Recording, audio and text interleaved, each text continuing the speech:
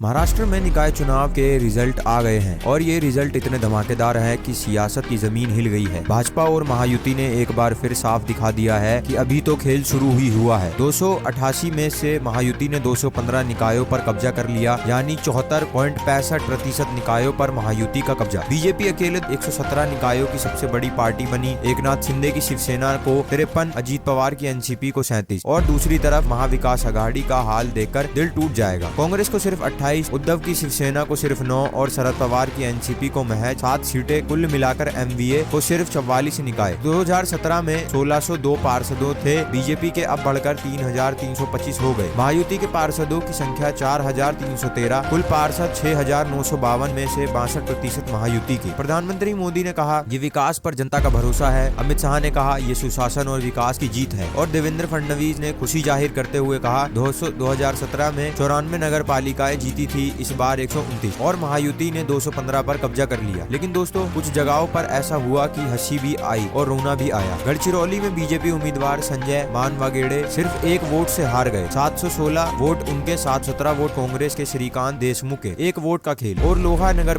परिषद में बीजेपी की फैमिली पैक रणनीति पूरी तरह फेल। अध्यक्ष पद के उम्मीदवार गजानन सूर्यवंशी और उनके 5 रिश्तेदार सब हार गए। पूरा परिवार बाहर हुआ। और अब सुनिए उद्धव गुट के सांसद संजय राउत का गुस्सा। उन्होंने कहा, बीजेपी को 120 से 125, शिंदे को 54, अजीत को 40 से 42। ये नंबर वही है जो विधानसभा में थे। वही मशीन, वही सेटिंग, वही पैसा। पैसे की बारिश हुई। 30 करोड़ की म्युनिसिपैलिटी पर 150 करोड़ खर्च कर दिए गए। हमने तो हेलीकॉप्टर, प्राइवेट प्लेन भी नहीं इस्तेमाल किए, वर्कर्स पर छोड़ दिया था। लेकिन यहाँ तो तीनों सत्ताधारी पार्टियां आपस में ही खेल रही थी। सच में दोस्तों, पैसे की बारिश हुई है नहीं, ये तो जनता जानती है। लेकिन एक बात साफ है, महाराष्ट्र में अभी बीजेपी और महायुति का दौर चल रहा है। तो दोस्तों, क्या ये रिजल्ट 2029 के विधानसभा चुनाव का संकेत है या फिर एमवीए वापस करेगी? आपकी क्या राय है? कमेंट बॉक्स जरूर बताइए। अगर वीडियो पसंद आया तो लाइक करें, शेयर करें, सब्सक्राइब करना ना भूले, बेल आइकन दबाकर नोटिफिकेशन ऑन कर ले। अपनी राय और टिप्पणी कमेंट बॉक्स में लिखकर बताएं।